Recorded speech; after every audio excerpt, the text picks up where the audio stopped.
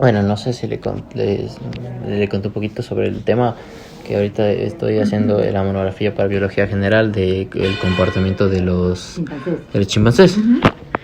Y bueno, tengo unas pocas preguntas para poder guiarme también en mi monografía, y también estaba pensando porque en la monografía nos piden también un poco de encuestas, entonces estaba ahí pensando ahí su punto de vista y también el punto de vista de otras personas que no tienen mucho conocimiento sobre los chimpancés para hacer un contraste. Ya. Ya, y entonces mi primera pregunta que tengo acerca de los chimpancés en general es que ¿cuáles son las similitudes y diferencias en el comportamiento social entre los chimpancés y los humanos? Porque tengo en cuenta que o sea, son muy cercanos a nosotros. A ver, para comenzar debes saber también hay dos especies de chimpancés, ¿no es cierto?, del género Pan. Una son los chimpancés, digamos así, les dicen chimpancés, que son pan troglodites, y los otros son los bonobos, que son paniscus. Entonces son dos especies diferentes, bastante parecidas, pero no iguales evidentemente físicamente. Los dos viven en África y entre esas dos especies hay diferencias grandes en comportamiento.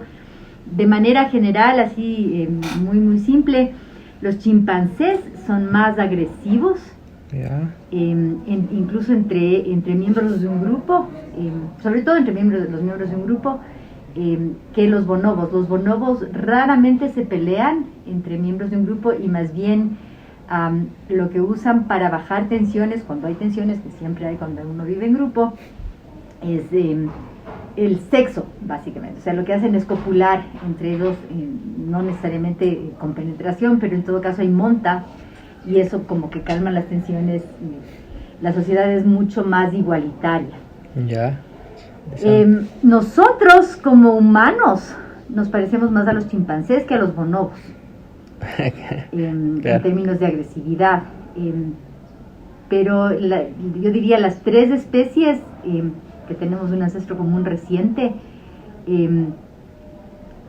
tenemos en común, entre otras cosas, la capacidad de una capacidad cognitiva bastante alta, que obviamente en humanos no me voy a detener, es más fácil para nosotros incluso evaluar, ¿no es cierto? Claro. Pero en los estudios que se han hecho con chimpancés y con bonobos para evaluar esas capacidades cognitivas, lo que se encuentra es que son muy altas, bastante parecidas a las nuestras. Entonces, solo para ponerte un ejemplo que es clásico, si a un chimpancé le dejas, y esto en cautiverio, ojo, y ya los estudios en cautiverio ya son un problema, porque es como que a alguien le cogieran, le metieran preso a algún lado y esperaran que hiciera lo que normalmente hace en un estado más confortable, más de tranquilidad. Pero en todo caso, lo que hacen es, por ejemplo, ponerle a un chimpancé con un racimo de plátanos colgando en el techo, al cual el chimpancé no puede alcanzar, pero le ponen en el sitio varias cajas. Y lo que se ve es que, por ejemplo, el chimpancé no es que empieza a hacer las cosas a la loca, se sienta, aparentemente piensa, tiene todo un proceso ahí de racionalización, y lo que hace después es coger las cajas, ponerles una encima de otra y llegar a los plátanos. Hay algunos otros estudios que para tratar de evaluar precisamente la capacidad cognitiva de los chimpancés, la capacidad de inteligencia, digamos así, lo que han hecho es de enseñarles, por ejemplo, de chimpancés y bonobos, ¿no? Algún tipo de lenguaje en computador, porque lo que sí es claro es que ellos no pueden emitir el mismo tipo de sonidos que nosotros tenemos. Probablemente el sistema de comunicación sea también igual de complejo o bastante complejo, pero no pueden, tienen una forma de todo el sistema, de todo este aparato bucofaringio que es diferente y no les deja articular los mismos sonidos, pero les han enseñado el lenguaje de computador, por ejemplo, en donde ellos pueden comunicarse y muestran que tienen un vocabulario bastante amplio, que tienen, esto incluso con gorilas también, que tienen la capacidad de tener pensamientos abstractos, que se reconocen en los mismos como individuos, ¿no es cierto?, que también es algo súper importante. Entonces, en realidad hay algunas similitudes importantes, sí, y obviamente también algunas diferencias entre esas, precisamente esta capacidad de comunicarnos a través de un lenguaje muy complejo, que tenemos los humanos, más todo el tema de desarrollo tecnológico, cultural, evolución cultural en humanos ha sido súper rápida, al menos los últimos 10.000 años. Sí, totalmente. Y a ver, con otra pregunta, bueno, tengo otra pregunta para luego, para finalizar, porque me pareció muy curioso lo que dijiste de todos los experimentos, de todos los proyectos que hacen con los chimpancés, pero eso voy a dejar al final. A ver, tengo otra pregunta bueno, esta ya la respondiste, pero un poquito más adentrarnos de cómo se comunican los chimpancés entre sí y cómo se difiere a la comunicación humana. Uh-huh. A ver, buena parte en general en monos, en primates, que nosotros somos también primates, ¿no es cierto? Claro. Mucha de la comunicación es visual y auditiva.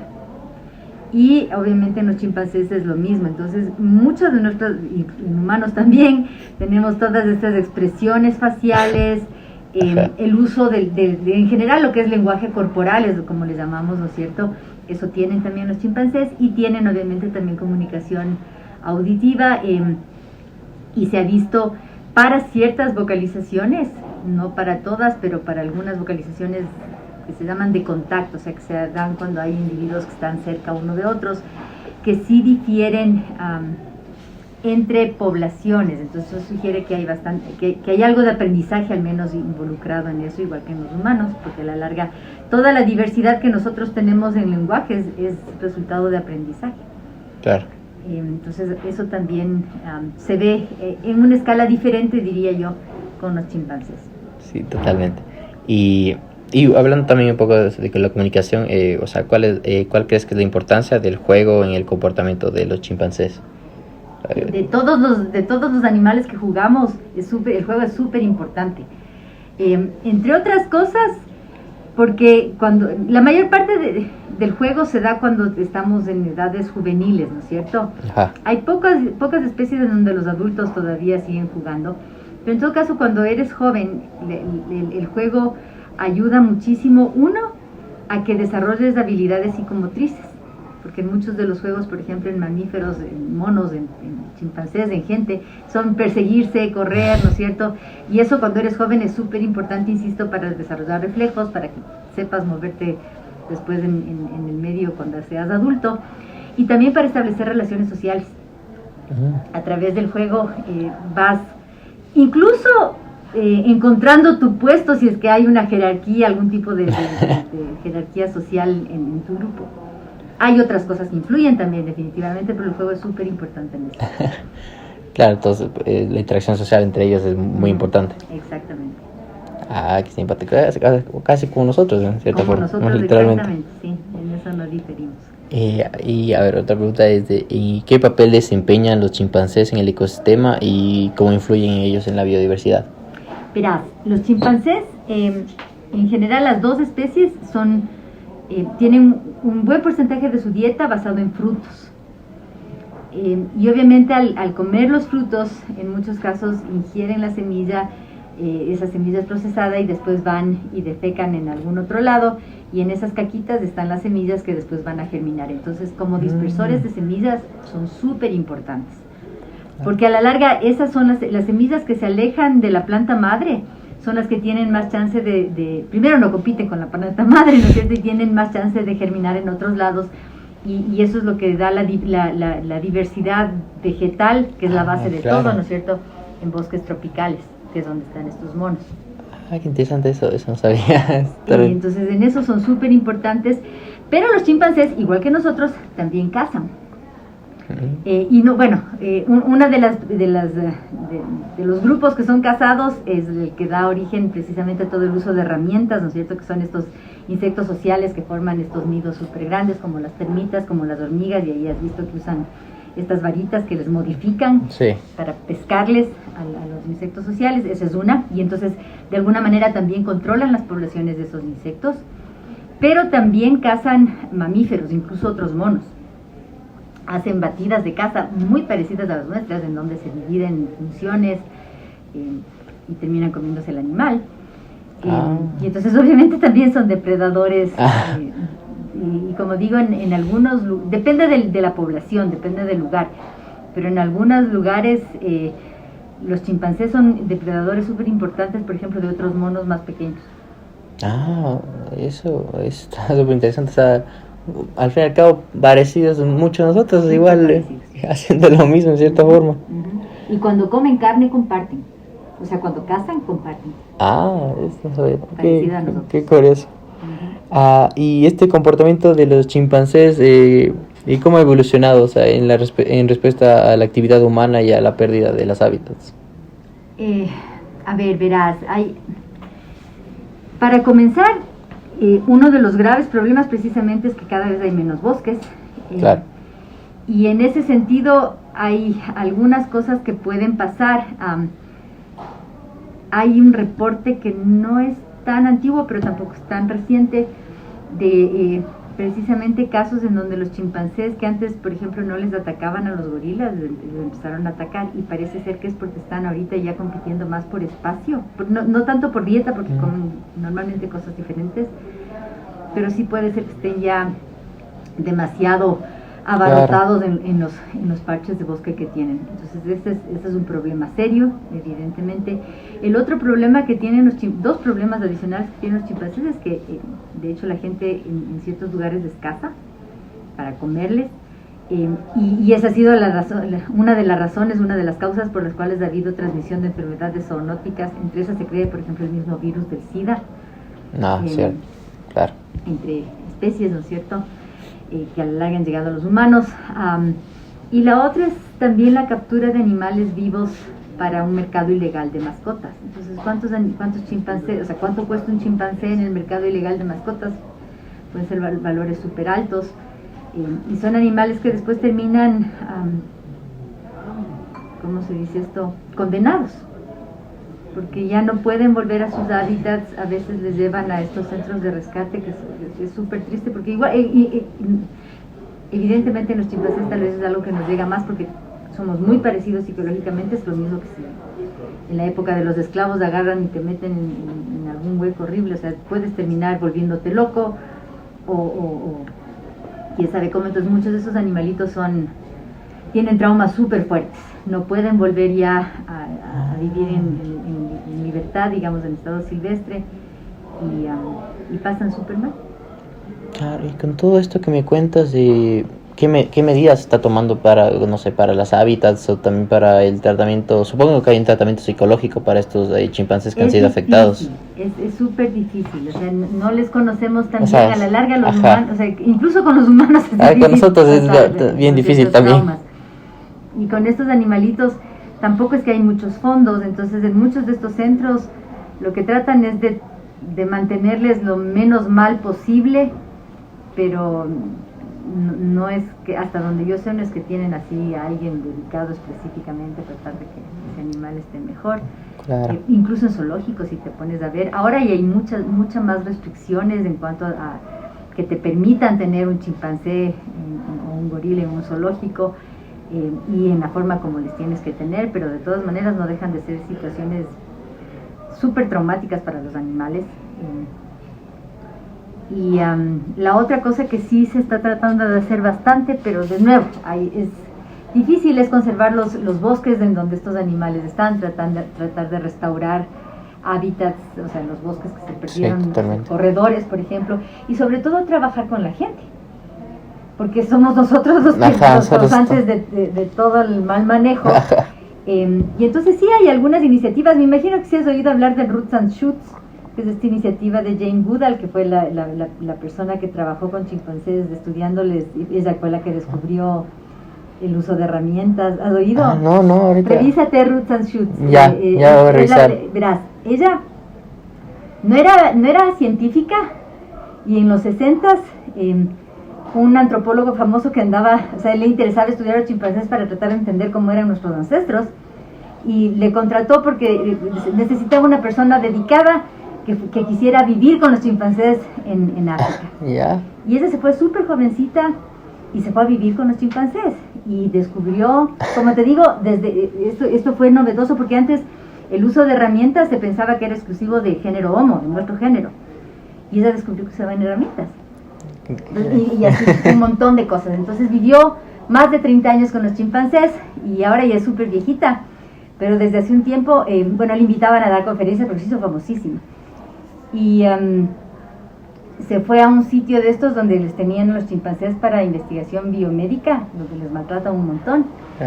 Y cuando salió de ahí ella dijo, no, o sea, yo tengo que hacer algo para conservarles estos animales porque no basta con que les estudie y diga qué lindos que son, están súper mal. Y se volvió súper activista. Y entonces tiene esta fundación que se llama Roots and Shoots, que es raíces y talos, ¿no? Ya, sí. Que tiene filiales en todo el mundo, de hecho hay una aquí. Y trabajan en educación. Qué increíble. Con la gente, y entonces ella se pasa viajando por todo el mundo, dando charlas, tratando de motivar. Evidentemente también ya a nivel local, por ejemplo, tienen trabajo con las comunidades que están alrededor para tratar de que tengan otras formas de vida que no afecten tanto al bosque. Es básicamente eso lo que tratan de hacer. Es difícil porque cada vez hay más gente y cada vez tenemos diferentes prioridades. Totalmente. Pero en eso estamos. Pero qué increíble todo eso.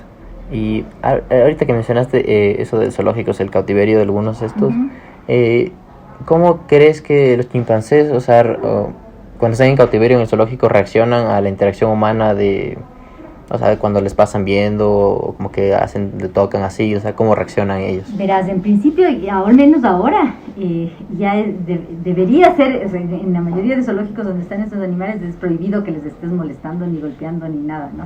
Sí.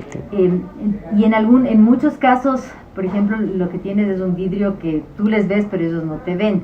No es que no sepan que estás, porque a veces, o sea, sí, no son tontos, se oyen cosas, ¿no es cierto? Pero en general,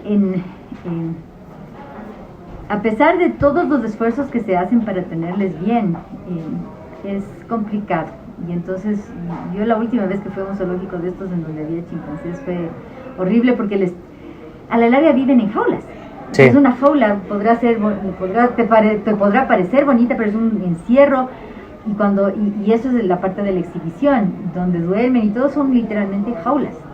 Entonces, condenarle a un animal súper inteligente, que se mueve en estado natural kilómetros al día, porque así es como se mueven los chimpancés un montón, para buscar los frutos, es inhumano.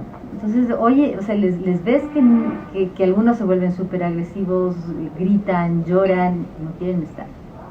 Claro. Bueno, y no estoy seguro, no sé si sabes de este tema, bueno, no es totalmente chimpancés, sino que es del gorila, que hace unos años se cayó un niño en la cautiverio de un gorila y tuvieron que matar al gorila para salvar al niño. Sí, me acuerdo que vi. Sí, es totalmente... Terrible, claro. O sea, yo entiendo la disyuntiva, pero es tristísimo que por un descuido humano un animalito que quién sabe, o sea, tal vez sí le podría haber hecho, o sea, ni siquiera sabemos en realidad si le iba a hacer algo, ¿no? Sí estaba medio agresivo de lo que se veía, pero en muchos casos los gorilas, sobre todo los machos, tienen estos despliegues de hacerse los fuertísimos, pero si no ven una respuesta de ataque, no atacan. Y eso no consigo, o sea, ahí fue el humano es el que prima y...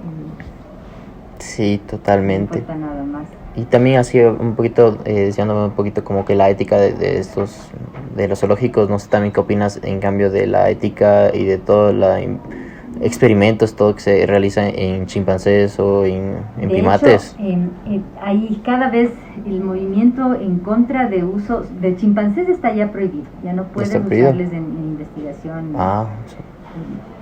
Y cada vez hay más restricciones y más presión en contra de en general, usar animales para investigación y específicamente primates. Entonces, lamentablemente, de nuevo en eso también entra esta parte nuestra de considerarnos lo más importante, y entonces mucha de la justificación de usar animales en investigación biomédica es eso o los humanos, ¿no es cierto? Claro. Yo personalmente creo que deberíamos ser los humanos para nosotros, que somos un montón. Claro, entonces, totalmente. Los animales están casi en nada, o sea, casi ya no quedan. Pero como te digo ahora, por suerte, con los adelantos tecnológicos que hay, sí hay presión para que se usen otros modelos no vivos, incluso pueden ser células, por ejemplo, para mucha de la investigación que se necesita hacer con pruebas previas, para medicamentos, para todo lo que usamos nosotros. Sí, total. Y ahorita que se me ocurre también de lo que me contaste de la chica esta que estuvo 30 años con los chimpancés, ¿cómo son los chimpancés, o sea, cómo reaccionan a esa interacción? Porque claro, estuvo esa chica ahí, o sea, ¿cómo le recibieron? O sea, ¿cómo se acoplaron? Si tienes chance de... Verás, primero hay documentales. Ese se llama Jane, J-A-N. Ya. A ver, J-A-N-E. Viene, ya. Y el apellido es Goodall, G-O-O-D-A-L-L. Hay videos de lo que le pasó a ella, porque además ahí vas a ver, los tomas son reales. Ya. Y tiene un libro que se llama, ay, se me va, creo que es Entre chimpancés salvajes, alguna cosa así, pero tiene un montón de libros de la vida, pero uno de los primeros es ese, donde ella cuenta cómo, primero lo difícil que al principio fue seguirles, porque además eran animales cazados y todo, y entonces le tocó habituarles, seguirles todo el tiempo, hasta la primera vez que uno se le acercó. Ah, que ya le voy a revisar. Tuvo una relación de amistad espectacular que te muestra lo cercanos que somos. Claro, o sea, para poder hacer una conexión así, sí debe ser. Exactamente. Ah, entonces, o sea, qué interesante, o sea, me gustó mucho poder entrevistarte ahorita y ver más de cómo literalmente somos más cercanos de lo que parece con los chimpancés. Así es. Y claro, hoy voy a ver mismo este documental. Te va a encantar. Ajá. Si te gustan estos temas, te va a encantar. Esto se ve totalmente interesante y eso, o sea, muchas gracias, Estela, por darme, creo que te robé un poquito más de tiempo de lo que debía. Y 2:52. Ah, ya. Y muchas gracias en general. Ya, pues, que te vaya muy bien.